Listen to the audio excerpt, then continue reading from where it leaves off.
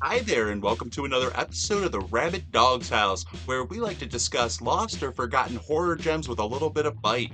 I'm Justin, and tonight we are going to discuss 1992's Sleepwalkers. Directed by Mick Garris and starring Mädchen Amick, Brian Krause, Alice Krige, and Dan Martin.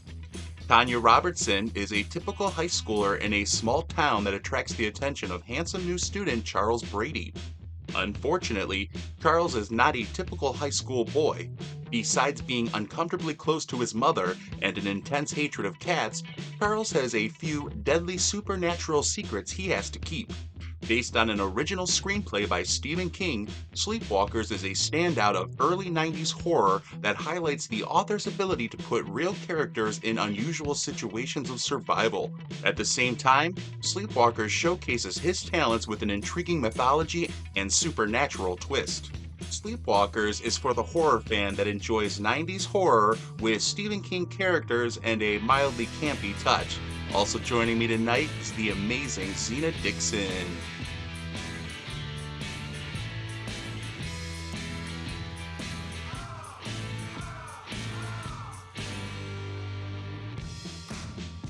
Well, thanks again, everybody, for joining us for another episode of the Rabid Dog's House, where we like to discuss lost or forgotten horror gems with a little bit of bite. I'm Justin. With me, as always, is the beautiful, talented, amazing, giving, generous, and wonderful Zena Dixon, the real queen of horror. How you doing tonight, Zena? I'm doing well. Thank you so much, Justin. How are you? You always make me feel just, oh my God, magical. You should, because you are magical, and I am doing well. Really excited. We're talking about Sleepwalkers tonight, 1992 Sleepwalkers. And now I think we've done a couple Stephen King episodes, which I think is fitting. We should do Stephen King episodes. I love Stephen King adaptations. I think our last one was maybe Pet Sematary 2. I think Mhm. before that we did Silver Bullet, and now Sleepwalkers. Now I'll say, now again, everybody, as always, we start with our non-spoiler reviews. You are safe. You will not get bitten. And then later on, we'll let you know when spoilers are beginning, and then it's your own call. But Sleepwalkers, I couldn't tell you the first time I saw it, but I was probably about 13 or 14 and loved it. Loved it 100%. I mean, being 13 or 14, any movies at that time that I saw that involved like teenagers that were a little older, I just was like, oh, this is what's going to be like when I'm a teenager. I'm going to dance around the movie theater while I'm working. Works. Who cares about Yeah. work if you can dance listening to Do You Love Me by the Contours or whatever it might be. So I love that. Now, I will say, as far as Stephen King adaptations go, my own personal taste, I don't think it'd be critically considered his best. I think the mythology of this can be a little slippery. Doesn't matter. It's entertaining. It's Mhm. fantastic. I love the special effects in this. I love the music.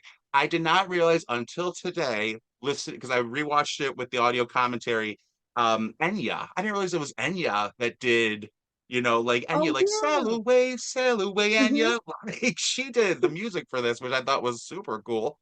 And yeah, I think you have a solid cast with a solid Stephen King adaptation. It was the first adaptation or film on a Stephen King screenplay. He did not have a Mhm. novel for this. There was not a short story, so that was kind of a novel thing at the time.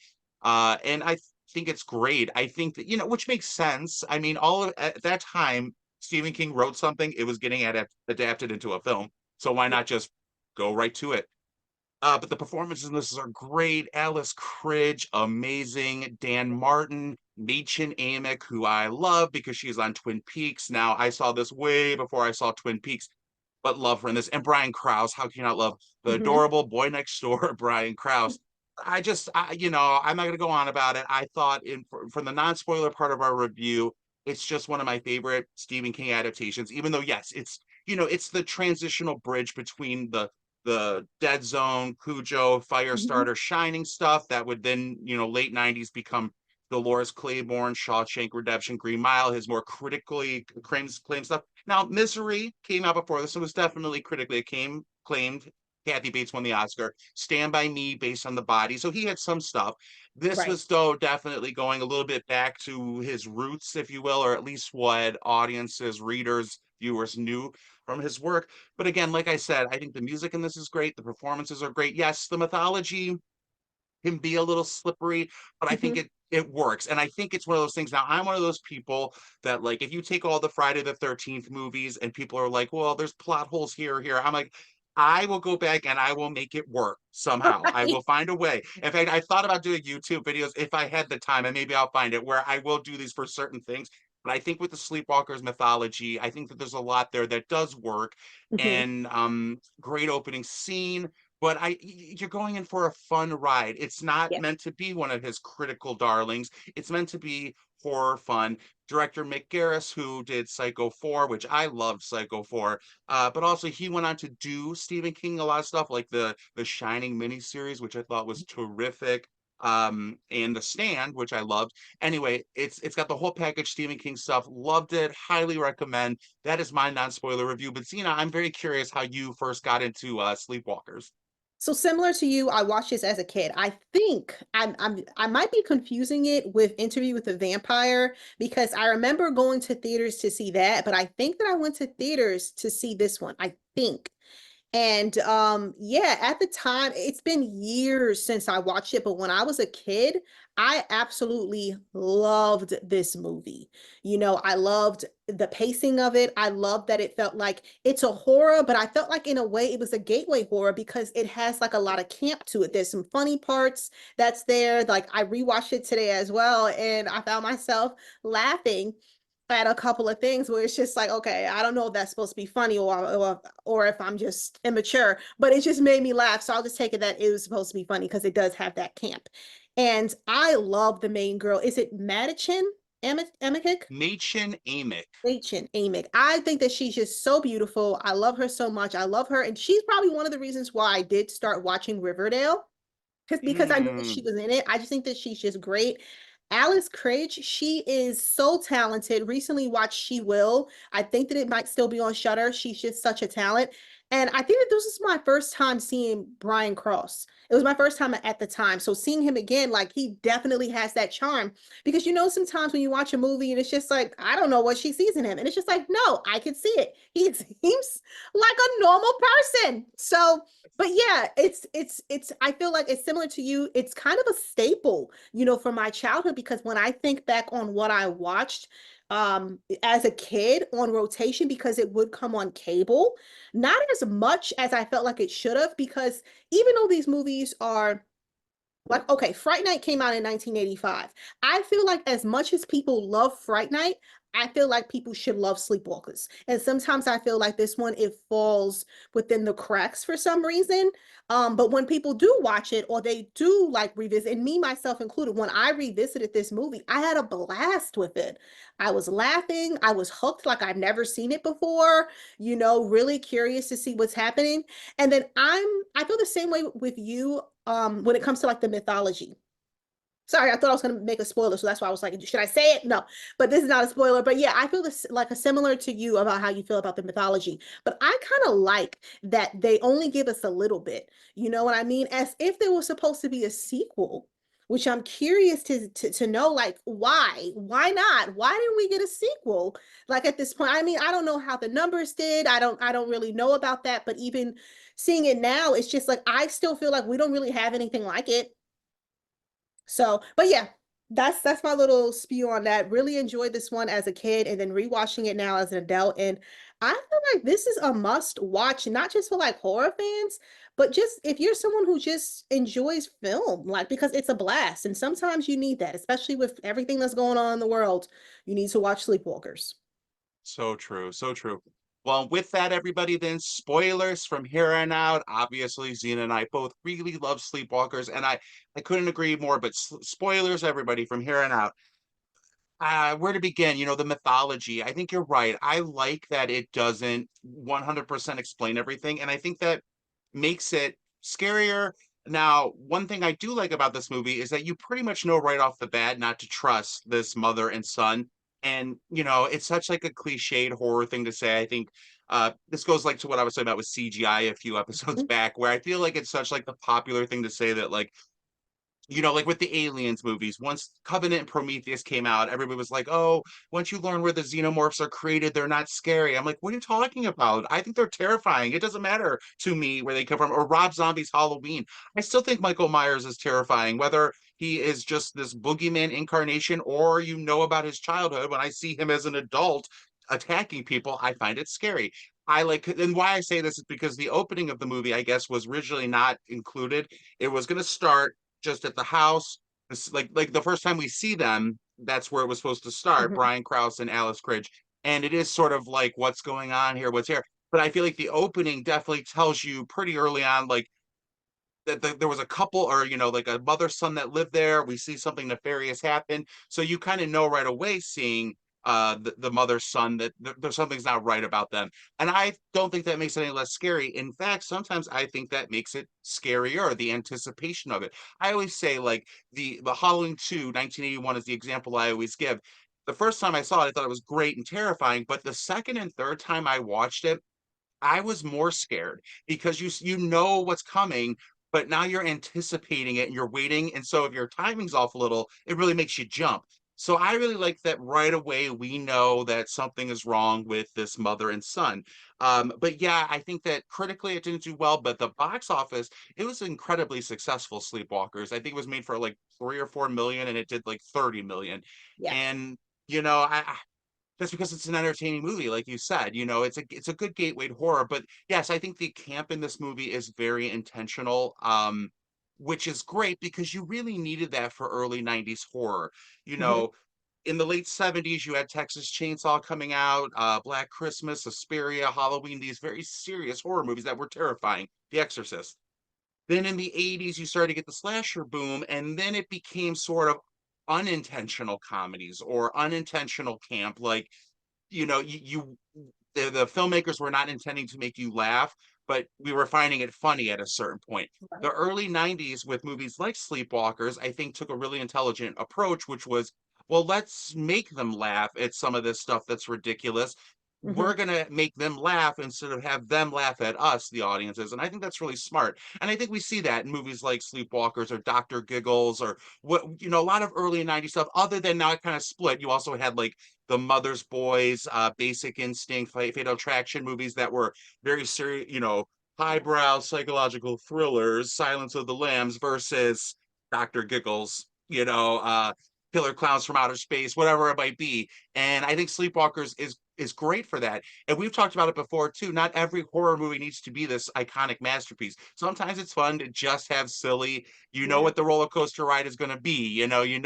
You're walking into a fun house, you're going to jump a little bit, even though you're in on the joke, they're on the joke. As we get into, I do want to start with the performances first, and I do think, like you said, Alice Krige is excellent in this. She really does. Speaking of all the camp and everything, she elevates this movie though to Mhm. something special, to something to watch. Now, again, yeah, she has also become sort of a horror icon, also with like Silent Hill, or whenever you see her, she has this beautifully horrifying image Yes. that she portrays. I could probably find better adjectives, but like she's great. You feel that chill because she is so beautiful, but yet she could be 25 years old or 125 Mhm. years old. Like she could play that whole range easily, and she does it well. And obviously, a lot of what this movie relies upon are the chemistry between these actors, and it is what's unsettling about her relationship with Brian Krause once the incest is made apparent, but Mhm. also how she is kind of with Tanya.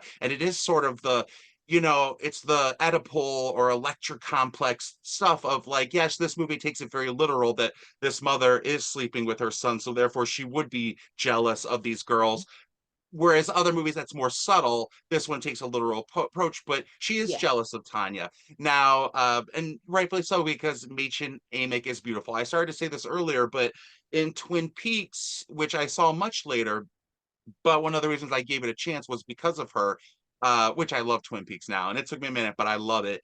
But her character is very, very different in Twin Peaks, and it kind of blew my mind because they did them. She was at the same time. It was, Twin Peaks was 90, 91. This was 92. So, it's just to show what a great actress she is because she does have this genuine quality, but she can play different roles. And I love her in pretty much everything I've seen, from Gilmore Girls to Witches of East End. Once she pops up in something, I'm ready to watch it. And I think she does a great job. And in this movie, we get that opening scene right away with the "Do You Love Me?" The contours. She's working at the movie theater dancing. How can you not just fall in love with Yeah. her? You get right away why Brian Krause is attracted to her. And I do think that he is. I'm worried I'm Mhm. going to forget to say this, but I sort of have a theory because I was reading like summaries of Sleepwalkers. Now, Mhm. Brian Krause's character, he's very complex. Now, he had just done Return of the Blue Lagoon, which, I think is a fine movie. It's definitely more of a one-note character, his Oh, he was character in in that. Yeah. Return of the Blue Lagoon. Yeah. In Okay. this movie, he had to be a much more complex, and it was, it wasn't his first or second movie. They kind of marketed it that way, but he's really complex in this. But one thing I noticed in these summaries are that like there's a lot of people, and maybe you did, maybe you did too. Maybe this is the inference that he really didn't have any feelings for Tanya.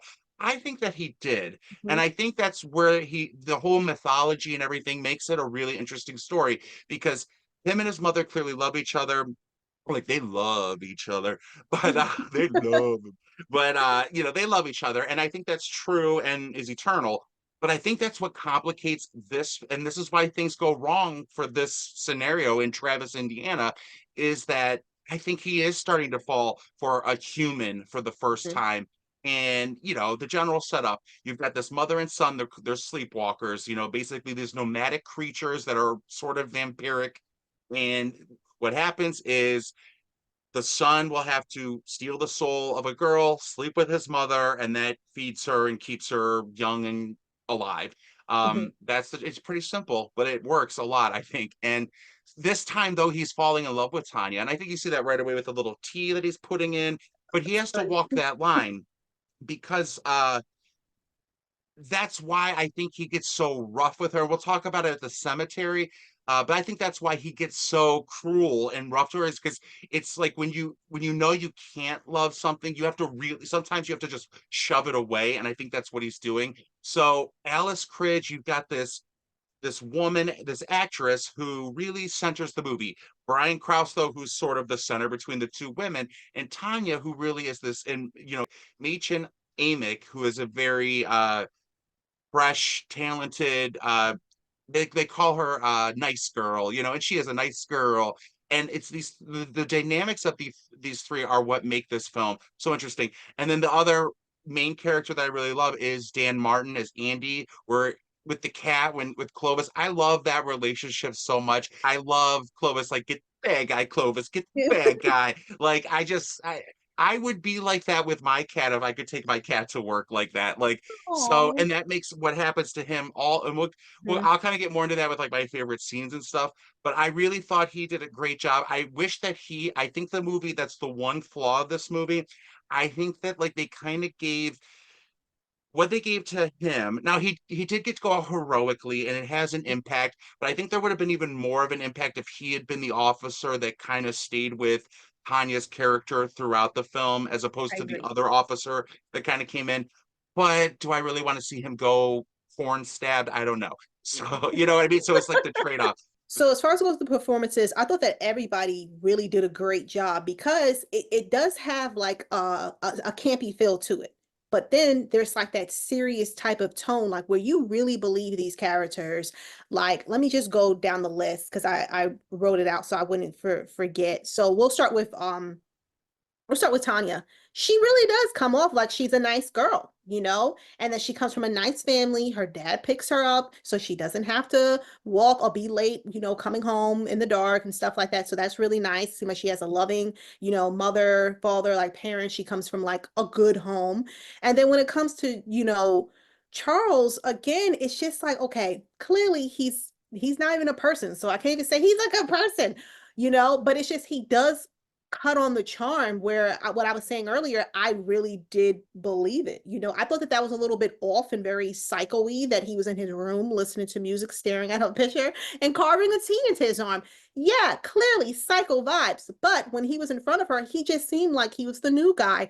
And wow, this new guy is interested in me, Tanya, and I thought that was really cool. And then with his mom, Okay, I don't love the dynamic, but Right. I kind of love the dynamic because Yes. she's jealous. It's clear as day, even though it's like you're his mom, gross, but also clearly he has to get close to these girls and she just gets jealous. And it seems like they've been doing it for a long time, and I'm so surprised that I get it, but we'll go into it more, but I'm so surprised that she didn't go to like the cemetery with them, like kind of like keeping an eye out and stuff like that.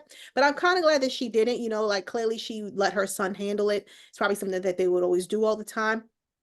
I loved Deputy Andy Simpson. I thought that he was just so awesome. I loved his relationship with Clovis. Clovis is a sweet baby angel, and I would keep him forever and just be so excited to have a cat like that, you know? So I'm wondering who else am I missing? Then we have like minor characters and stuff like that. So like very minor. So I love that, Stephen King, he makes his appearance like he always does, but Yes.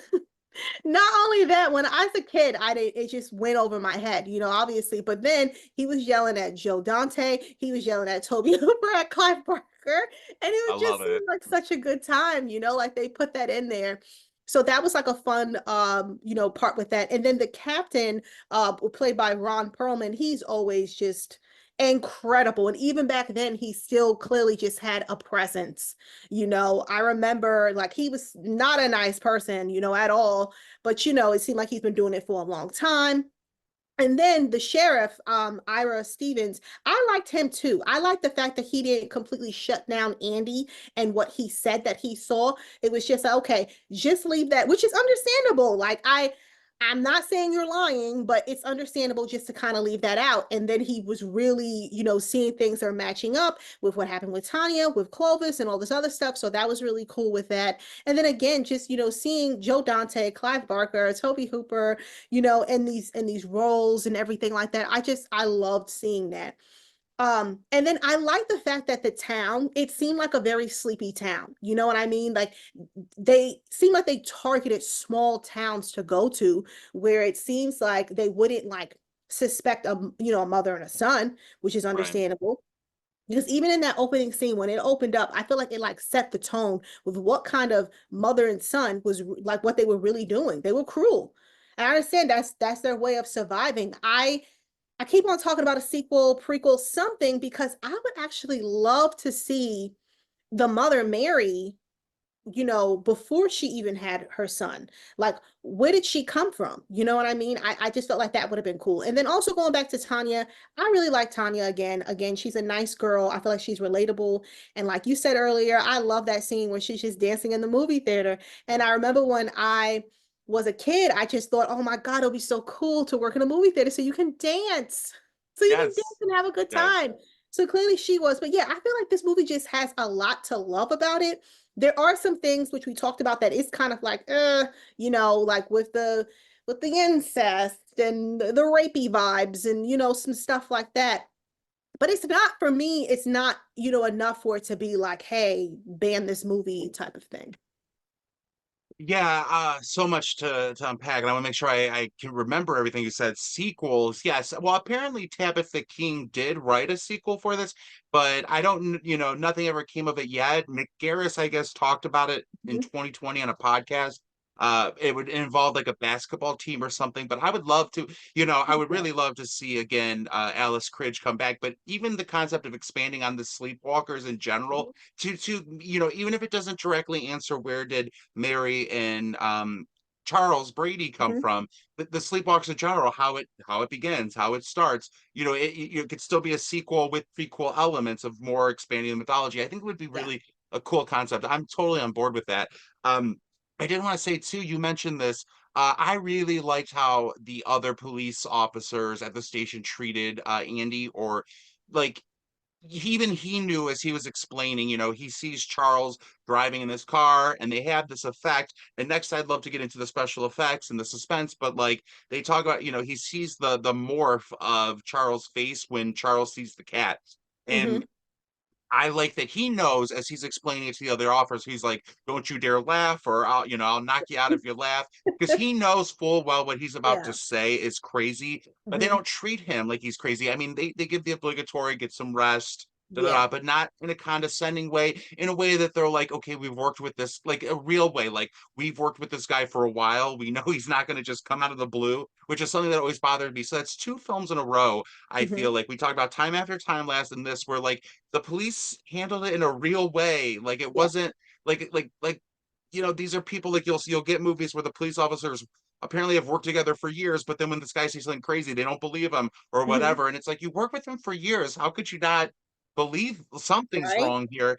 Um, and I did want to address too, because as we get into special effects and my favorite scenes, the cemetery scene, but I have thought about this. Like I said earlier, I can usually take plot holes and kind of make them work with Alice and why she didn't go. Because one of my favorite scenes also is when Tanya shows up at the house unexpectedly and she's there. They could attack her right then, and take care of business right then.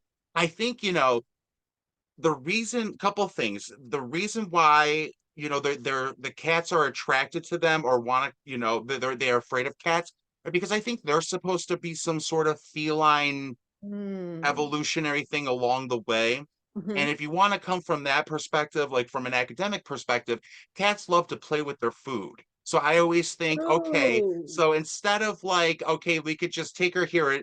Now when it comes time to take care of business, the cats will take care of business. Right. So does Mary Brady. She goes Yeah. out and gets Tanya, brings her back, and she's like, "We're not playing the game anymore. Dance with Yeah. Charles. You're dying."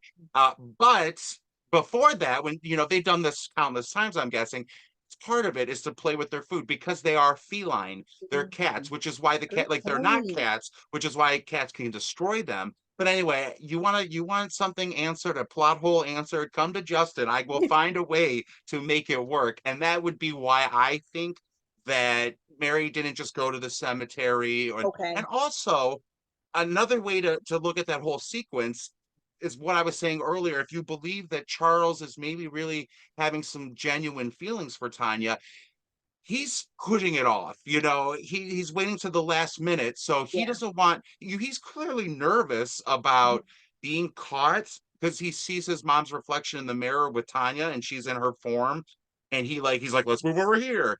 And he Yeah. looks nervous as much as Tanya gets scared when Mary has like the scissors in her face, which is a great little moment. But again, I think it's because Charles is starting to also have feelings for Hmm. Tanya. So I think you can make all this work in a lot of different ways. And I don't think you have to like extend yourself. That's why I was saying it. The mythology's slippery, but there's parts you Hmm. can grab hold if you You. if you try. So I think that's a fun way to look at it. I did also want to say Ron Perlman, yes, he is one of those great actors too from the 90s, particularly. Like I loved him in Alien Resurrection, all that too. And Hmm. he's such a jerk. He's so easy to hate, but that's part of his charm. And in this Yeah. one too, because there are a lot of like allegories to, like we talked about, abuse or it's right on the surface, like Edible complex or the Electra complex, where sons fall in love with their mothers, that it's usually more subtext. Here it's right up front. Or Hmm. if you look at the whole situation with Tanya at the cemetery, it's almost rape, it's almost assault. Yeah. It's done on a supernatural level. But essentially, when she's getting like her photograph taken and everything, like afterwards, it's like it's like an assault victim. Or when she's in the Hmm. bathtub later, so it takes this stuff that's a little bit usually maybe more subtext usually, and it's Yeah. like, oh no, that we're telling the story that way. And I think that makes it really interesting. And Ron Perlman, the reason I link him to it is because he makes a shitty comment Mhm. about, I don't know what exactly he says. It's not that she had it coming, but like, why do you believe her Her. anyway? Yeah. Something to the effect of like, Yeah. why do you, she needs a good whip, she needs a good smack in the butt or Yeah. something like that. Gross. And I'm like, that is, probably how some people talk about victims like that. And it's like, come on, but believable because it does happen. And Yeah. Ron Perlman is the right actor. I don't think he necessarily believes that, but he makes his characters believe it, Hmm. and you believe it. As we get to our favorite scenes, though, like I said, I really like the opening. I like that they included it. I think it sets up the movie. I've already said the movie theater scene is one of my favorites. I also think, though, the cemetery, it's your most classic horror scene. I mean, everything in this movie is pretty much from then on out. But I love that, like, it's this real tense moment, where that Charles, something's wrong. So we know he's very dangerous. But again, he is seeming like he's really into Tanya. I believe that he's struggling with it. And it starts the scene romantic and like this young couple in love, and then it turns. Yeah. And it is sort of, again, brought to the forefront symbolism of almost date rape. This guy, like, oh, I Mhm. thought you understood me, Tanya, Yeah. and it's so your stomach drops, mine did, when Hmm. her, what she's going through. Like, yeah, and that's also what I want to say. What's great about Machen is she is a nice girl. She's able to portray this sort of, I don't want to use generic terms like this virginal character, but she is able to portray that, but that's not one dimensional. She could Yeah. still be Hmm. excited about sex, excited about romance, excited about love, and still be a virgin. Like, it always has to be like, it's almost like not all virgins are repressed, Right. like some, and I like that they give that nuance of like, and so I think that's really encapsulated in the cemetery scene where she does go for it, until she's like, wait, something's Yeah. wrong. And it turns into your typical horror scene. And I don't mean typical, like run of the mill. It's wonderful and great, traditional. And she gets away. And the whole sequence, she gets up there. Andy comes in. He's about to be the hero. He does save her. Yeah. Um, and it's so tragic. He saves her, but again, Charles is stronger. But then Hmm. Clovis comes in for the second save, and how they got that cat, my heart breaks. Like the way the cat seems heartbroken Yeah. for Andy, and understandably so, because even though he just had, maybe three full scenes, he had the car chase scene, the police station scene, and this scene. He leaves an imprint on the film, an impact on the film.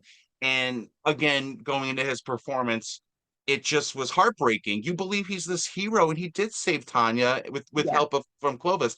Anyway, that's just one of my all-time favorite scenes from this movie, from maybe all, from many of Stephen King's works. I think it's really traditional. And then, like you were bringing up the cameos, I love that. Stephen Yeah. King is fantastic as this guy who's like, the offbeat guy walking through, which is what people think of Stephen King, Yeah. who I think is just a wonderful human being. I Me follow Stephen too. King on Twitter. I love everything he has to say about everything. So she ends up, after that scene though, at the cemetery, Charles gets really damaged by Clovis, and I really like Alice's performance when he comes home and he's damaged and she goes into like maternal mode. But there was a scene a little bit before that where he comes home and it was after the car chase and he got cut and she's getting hangry. And I Hmm. love her portrayal of hangry. Hungry, angry, hangry. She is, and she's like smacking him. But as Hmm. soon as she sees this cut, she is like, my baby, Yeah.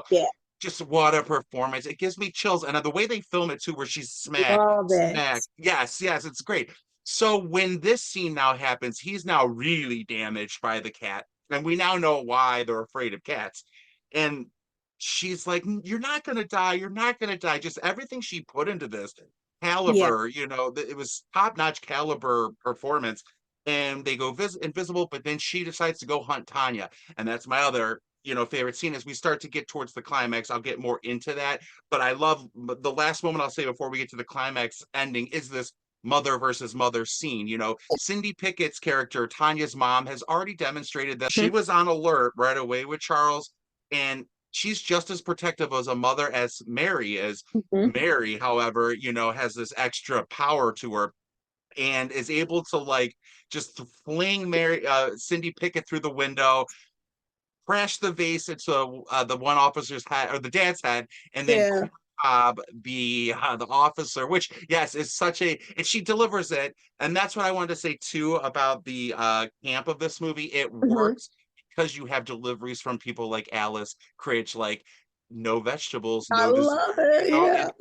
and Yeah. anywhere else you'd be laughing at it, but you are able to both Yeah. laugh at it and with it because of how well she does that. And where I'll end with that is just the effects too overall that we're seeing. Like I said, through the car chase, you had the morphs, and that was one of the Mhm. earliest versions of that. And I think it still holds up today. But also the practical effects mixed with some CGI, I think they do it really well.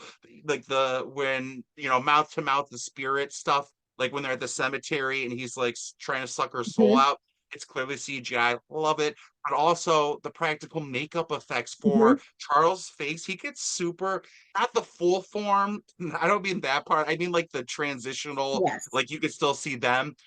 I think it's like there's something like attractive about it in a horrifying like way that I just think the effects and makeup of this movie is terrific and only amplifies all these great scenes. I love that no vegetables, no dessert type of type of scene. I rewatch it. It's like you want to laugh, like exactly what you said, but she's being very serious. But that is probably the most creative death scenes that I've ever seen. Yes. I never looked at corn the same, corn on the Right, cob the same. right. So yeah, I absolutely love seeing that. But I also love the scene when, okay, so I love the fact how Charles really was trying to impress Tanya's mom. Like he went Yes. again playing with your food type of thing. What you said, it just makes a lot of sense because he didn't have to do all that. You know, I love the like shape shifting rubber suit mask type of thing. Like I still feel like it holds up, and I haven't seen anything like that. Not shape shifting, but just like this whole storyline, like with these creatures. Like I really want to know more about them and their supernatural powers. I love how they can go invisible. I love the fact that when Charles he goes invisible, but Clovis can still see him. You know, he can Yes. still see him Yes. and it's clear as day. I also love the scene when Mary is fed up. She lost her boy, so she decides to go directly to get Tanya. And there's no sneaking in. She knocked on the front door. Love Like it. the bravery. And Yes. I did laugh when she it's horrible when she did what she did with Tanya's mom. I'm sorry, I forgot her name. You recently Cindy Pickett, the actress, but I okay. can't remember the mom's name Okay. in the Well, the movie. mom, Tanya's Yes. mom. I love Yes. what he do. It made me laugh because it's like it's true. Like this is mothers against mothers. And you know, Tanya's mom was fed up too. Like she just said, well, he should have died, and I hope that you died too, which is Right? true. Rough, but Like, true. Rough, but true. yeah, and then she threw her out the window, but at least she's alive. So Yes. she'll Yes. probably need a couple of stitches, but she'll be all right. And then she was literally dragging Tanya out by her hair. Yes. The Yes. cops couldn't stop her. Brutal. Like Yeah. it was such a great scene where it's just kind of like I don't want to say like, oh, you don't see it. Of course you see it, but usually there's like some separation, like, oh, she gets Tanya. Tanya's gone. We have to find her. No, she has her and she's dragging her across the grass, guys, you know? And then I love how, you know, they go back to the house and then Tanya, she has to dance with Charles because the mom is making her. And that was very creepy. But the actress, she did such an incredible job being frightened, being so scared. Like I would have been that way as well, but her delivery, it's just again, it's so believable. It's a horror, right? And there is some cheese, but there's also these really dark parts when you think about it, you know? So Yeah. I think that's really awesome. And I just feel like this is just a this movie should be essential. This movie Yeah. needs to be on people's list. It should be a cult classic if it's not already.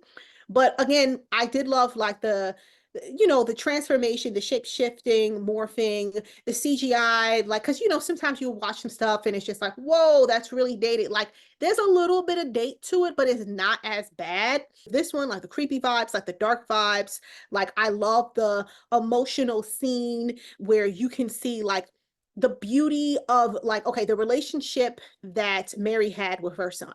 The cast did a great job. I have no complaints at all, just a great dynamic of people. But as we now get towards the ending, like you said, Tanya's being pulled by her hair, and it's wild watching it.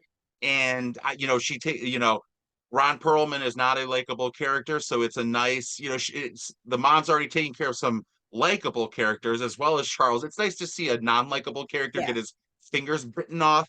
And then Tanya's being dragged by her hair, which looks awful, awful. No, I don't believe it was. I guess a stunt double was hired to pick Tanya up but couldn't pick Mm. Mädchen up. Alice Cridge really did pick her up and put her over the shoulder. The Whoa, stunt woman couldn't do it. Alice Cridge did it. And I believe that, Alex.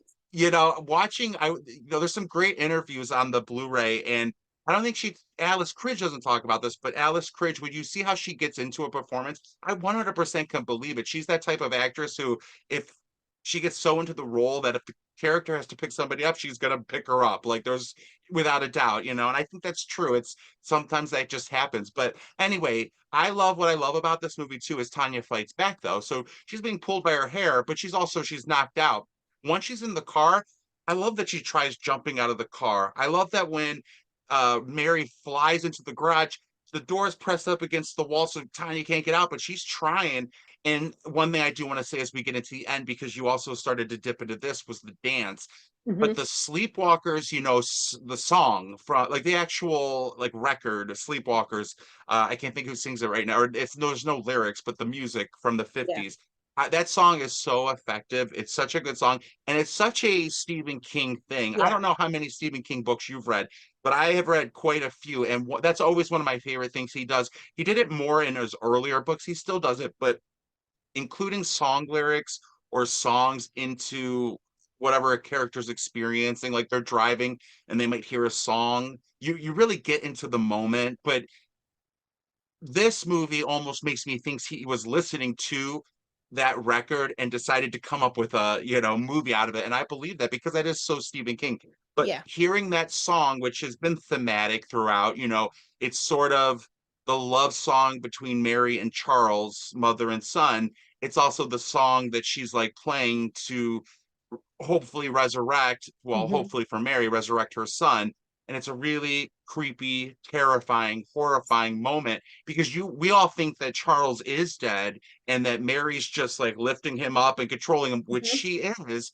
But there's enough still in there that Charles does actually come back alive and is starting to pull Tanya's soul out. And Mädchen said that that was one of the hardest scenes for her to film because one Steven Spielberg showed up for whatever reason that day and was watching, but she felt silly, couldn't get into it. But when you watch it, I think it's Wow. Yeah. terrifying and she's powerful in it. And but I love that she fights back. That like Tanya has gone through hell and has not given up, and she thumbs him in the Yes. eyes, and then that leads to the police come in. Mary's taking everybody out. Tanya gets to the car, and then there's the one gratuitous shot with when on the glass window on Tanya's arm that she Mhm. scrapes. That's one of those like oh moments when there's already a bunch of those moments, and it ends with Mary being like, "My son, you killed my only son." That's Like it's I kind of felt so bad for her. yes. Even though she's evil, even though she's done these things, you can understand a mother Hmm. whatever reason, it's for their survival, it's not a good thing. It's not great, but they have a right to survive, even though like you know what I'm saying? It's not an easy thing to just say they're evil, bad, bye. There's a complexity to this. I love the way it ends up because it's kind of like, okay, we started off when we get a little history lesson that we meet this mom and this son and their relationship is weird, and then in a small sleepy town, oh, he meets a girl but he's been targeting her, and he has Hmm. a dark secret. So it's kind of like I didn't see it coming. I didn't see Charles coming back, I didn't see just pretty much the mom never gave up, but it's just like clearly the cats were on Tanya's side. You know Yeah, what I mean? So I knew that that was gonna have a little part to it, but it wasn't. I don't feel like it was done super fast. I felt very satisfied with the yeah, ending. And something I will say with that, you can also see Tanya's strength. And the crazy thing is, I was going to say to you earlier when you mentioned that, just because she is someone who's a virgin, and sometimes with the characters, they make them like very timid, very shy, very, a lot of these things. She has a lot of personality and she's yeah, not a damsel in distress. So when it came down to it with fighting for her life, literally she's done it a couple of times, at this point. And I love seeing the fact that she fought back and that she just wasn't just a body, or yeah. waiting for someone to save her. So just with the ending, when she thumbed, Charles in the eyeballs to get away, she clearly did what she had to do. You know what I mean? She was horrified. So I love the ending so much. I love when they start playing the song, that music, there's something about it. And the crazy thing is, it's like I didn't forget about it because when it started playing, all the feels came back to me because I remember watching this in my childhood and I remember it sometimes coming on cable and every single time I would watch it.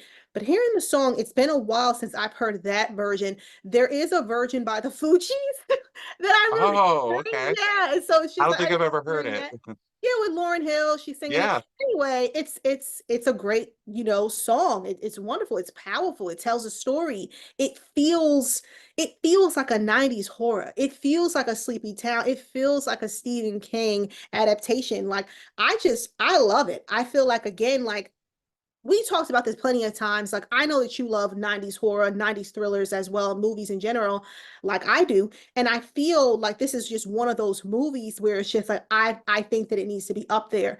I feel like it falls into a crack where it's not that people forget about it. It's either they haven't seen it, or it's been a while. You know what I mean? Since they yeah. watched it. And I feel like now is the time. It's not the best Stephen King adaptation or the best 90s horror movie of all time, but it's a wonderful 90s Right. movie. It's a wonderful Stephen King adaptation or Yeah. film. And I think that's why it probably does get a little bit overlooked. And like you said, not intentionally so. Clearly, audiences responded. It did really well at the box office, that were well deserved. And I really do think it's for the horror fan that loves a Stephen King adaptation, that loves 90s horror, that loves some great music, great effects. But again, the thing that I think, even if you didn't have those elements, but you really have them, the performances in this movie are all wonderful. That Mhm. really makes this an effective, memorable, even though it may be overlooked, memorable Stephen King movie. Well, thanks again, everybody, for joining us for another episode of the Rabid Dog's House. What is your favorite Stephen King adaptation? Are you a fan of Sleepwalkers? Let us know in the comments below. Thank you, Zena Dixon, the real Queen of Horror, for joining us tonight. As always, you can find Zena over at realqueenofhorror.com, on YouTube under her Real Queen of Horror moniker, or over at Wicked Horror. And I'm Justin. You can also find me at Wicked Horror, 401 Pop Culture, or over at Twitter. Thank you, Zena, for coming on and talking about Sleepwalkers with me. I'm so glad you love this movie as much as I do. Thank you for having me, for recommending it. And I love rewatching it. I need to make sure that I watch it every couple of months just for a little razzle dazzle. It definitely has that razzle dazzle, and I love it. But we'll all see y'all soon. Have a good one. Bye.